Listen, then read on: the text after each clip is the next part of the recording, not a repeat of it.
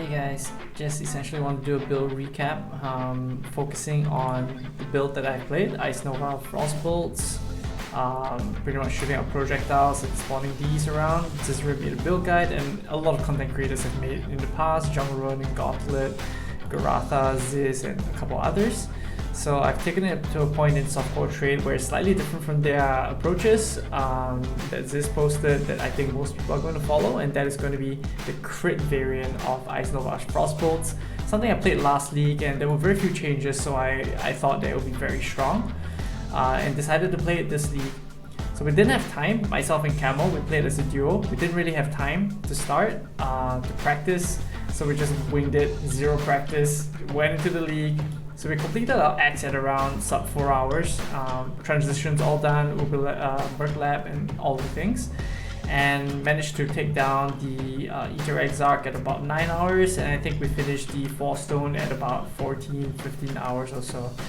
Yeah, since then I farmed at the end of day 1. It's going to be Invitation Rotas, so that's where I was farming the 4 stones. So I needed to farm at least 8 Shaper Guardians, 8 Elder Guardians, and so on.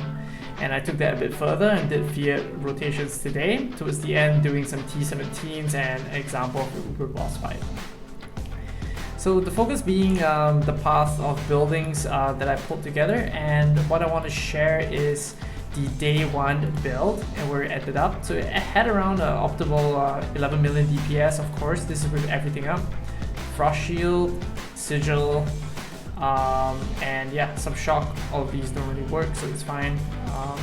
Just gonna uncheck those boxes. And yeah, so it's all actually 10.7 million damage. And there's some conflicts that don't work, which is like the new bases, so I had to move those into here. It's missing a bit of armor and ES, but that's fine. So essentially, yeah, where I got to was very scuffed gear, of course. This is day 1, so pretty much 1 prop, 28 cast speed, and crafted spell damage essentially. And another profane one, so this one, yeah, I pretty much ID'd it, I think, or maybe it came from the ship, I can't remember, but yeah, nothing much went into this. And I got this wand off the ground or somewhere. Essentially, my league start gear was a Kitava's Thirst for like 7 chaos. The 2 gems for 7 chaos in total, I think 4C for Ice Nova, 3C for Frostblink of Wintry. And then the last one was the Valakos for 3C, which I used towards the end of day 1. Only day 2, then I switched out to an Anathema. And I bought Aziri's Foible, I can't remember, for like 80 chaos, which was about 1.2 divs or so back then. It was like 60 chaos for Divine. So I got that Aziri's Foible, and pretty much I was good to go all the way to great maps, cleared all 4 stones with this gear. And it is a very, very strong build. A bow would usually have around like 2 mil DPS, probably at the end of day 1 with like a pretty decent bow. Yeah, so yeah, very little goes into it. The core is going to be shooting out the Frostbolts and then pressing the Ice Nova. A very interesting thing, which was at the start of day 1, your mana cost was fine, and they only fixed this towards day 2, which was yeah, a couple hours back. And yeah, suddenly the mana cost went from people whispering me on day 1 asking how I get my mana cost above 100 because the tuning for inspiration, sorry, for Archmage was wrong. So you can see here, yeah, fix a bug where Archmage supports added mana cost was being added after the multipliers instead of before. So it was just adding a flat thing after all the increase, before the more multiplies the mana, when it's instead supposed to be inside. So my mana cost actually went from like 115 to over 300 suddenly. I was just mapping halfway, there was a restartless patch. I was like, what is happening? I'm running out of mana. So before that, I was taking things like Forethought to increase my mana to get it above. So many people were whispering me and they can't figure out why their Frostbolts isn't working. I mean, they haven't played the build before, so they don't know they need to get it above 100, but essentially following the build guides will cause that issue. So I had to tell a lot of people to use Forethought before that to increase their mana. But after the fix, that's where it's a lot different. Previously, we could get to about 100 and sub 150 mana with just Dreamer and Righteous Decree with level 20 inspiration and quality. Currently, that is not possible. With just Dreamer, Righteous Decree, and inspiration, my mana cost is 228, which is a lot. My mana will go down in fights. When I take damage, I lose mana, and I'll find myself constantly at very low mana. So that is where a new idea which I came up with while exploring the builds last league was a Militant Faith with 1% mana cost reduction for 10 devotion. So essentially I have right now 120 devotion, so that's going to be 12% reduced mana cost additional on top, and that brings my mana cost to 177, which is a lot better in the fights. So yeah, that is the approach, and you must get the variant with Templar Dominus, so you can get the use of Inner Conviction with just one passive point to get 12% more spell damage, because you got inherent permanent 4 power charges. From then on, that's where I transitioned to my day 2 build, which used the Perandus Pact, the old Perandus Pact, which is now called Light of the Light of Meaning, which drops from the boss. And yeah, and I got an Unnatural Instinct as well, which synergizes very well with the Light of Meaning, giving a huge mana buff. So one thing that the game doesn't take into account very well is the mana cost over here. So it's slightly incorrect, so it's probably a POB error, so I had to put an additional 10% reduced mana cost to bring it in line with my actual mana cost, which is 177. You can see over here it's 181, and without it it's 222, which is incorrect. And of course the boots still isn't working, so I had to put the conflicts in here, and yeah, so essentially the Unnatural Instinct will apply to the skills that are not clicked on, and the 5 mana will apply to them as well, so that gives a very good synergistic bonus to your build. And this is the day 2. Essentially I bought these 2 items. They are quite expensive, so we managed to buy them after Camo got his Mage Blood for 115 Divines. So Unnatural Instinct was about 8 Divines, and I got this Light of Meaning for 13. I believe now it's about 12 Divines. You want to get the maximum mana one. And yeah, of course the third one is going to be the Militant Faith. I got mine for about 2.5 Divines. I haggled a bit, it was 3 Divines, and I'm like, okay, let's get this. One thing to be careful of is going to be the passive that changed. So you can see that, for example, this one is Powerful Faith with the Militant. Before that is Mystic Bulwark. So for the skills that you are using, make sure that they are not changed with the Militant Faith that you want to use.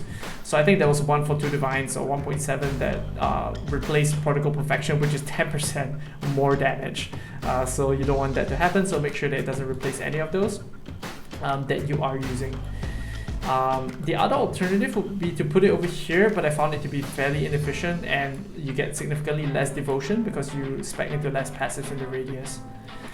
So that brings us to about 31 million DPS, and the core difference of the build is going to be the crit approach, and that is using the combination of Anathema with Kitava's Thirst and Arcanist Brand to apply all 4 curses to the unit. And of course I've also applied the 50% reduced punishment curse effect to take into account the accurate damage output with punishment curse.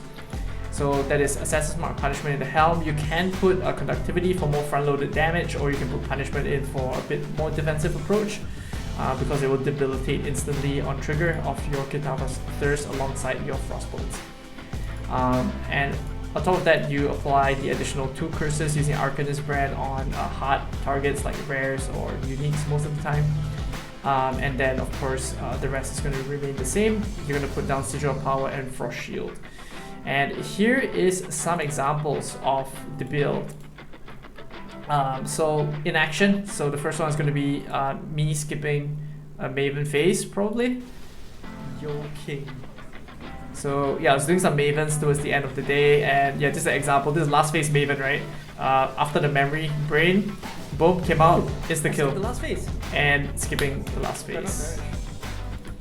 Second is going to be example Feared. So I did a lot of Feared rotas, more than 10, probably around 12 to 15 Feareds today. So yeah, that is me essentially doing the Feared. Here's one example. Yeah, just kiting the bosses. One thing to take note of is this build is very bad at moving around. Apologies for the pixelated nature of the video. I don't know why the VODs are like that, but yeah, very the movement skill is very hard to control. You can see over there when I Frostblink, because I have Spell Echo, it moves faster, but because of that, sometimes it does twice if you don't stop it in time. So I've had very bad control in the fight.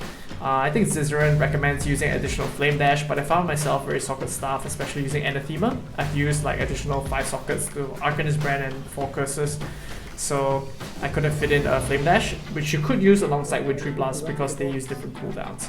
So yeah, anyway, that's an example of a feared kill. And then I wanted to show a T17 boss, which is probably what I'm going to do on day 3 onwards. And yeah, I think we'll be farming T17s. The price of items from the standard bosses are falling, so usually past the first 3 days of the league is not so profitable anymore. So we're going to move to T17s to farm Uber Fragments alongside the T17 uniques. In this case, it's going to be the Yoke of Sufferings, which is 15 Divines right now, and very valuable from the Fortress map. And lastly, I think Camel rolled Reduced Ailment on his map. Fight of the league, okay?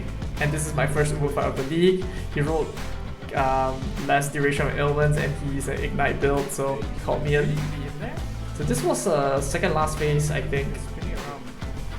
And this is so yeah, someone asked me in chat, is this can this do all content? I say essentially yes, you can do all content, and this is before Mage Blood, by the way. Yeah, so I told him like SIP 30, I tried it before the league started. You can go all the way to 29, at least that's what I did, and then I died at wave 30. Essentially, once you get a bad set of modifiers, you want to gear yourself to be able to handle that, like reduce crits and handling, like increase elemental resistances. Maybe you want to do invert instead, things like that. So yeah, this is an example of the ridiculous amount of damage I could do to Ubers. Camel said it was fairly good DPS, and the damage I'd taken was very little, ignoring the fact that I only have 5,000 armor without Flask on. So the raw EHP of the build is nothing to scoff at. 14,000 pull, life, ES and mana combined, as long as they don't do chaos damage. Essentially I can make you full use of that while leeching life and ES is the leech. So yeah, that's my first Uber kill of the league. Technically not the full one, but it's deathless on the last 2 phases, so that counts, I guess. And we'll be doing a lot more of that tomorrow, probably. So that's what I wanted to show. The new build, crit, having crit on wands, crit multi over here, and getting jewels that could buff up your damage, like this one, double crit multi, to get just about 500 crit multi on your gear with crit multi skill gem. In terms of crit clusters, I've only got Annihilation and Arcane Potency, and that is enough. The Crit Mastery is really good for applying shock to more tanky targets. So that's what I wanted to show. Hope to guys see you tomorrow. I'll be streaming on Twitch at twitch.tv/aeroplane with a 0 in my name. So I hope to see you guys there.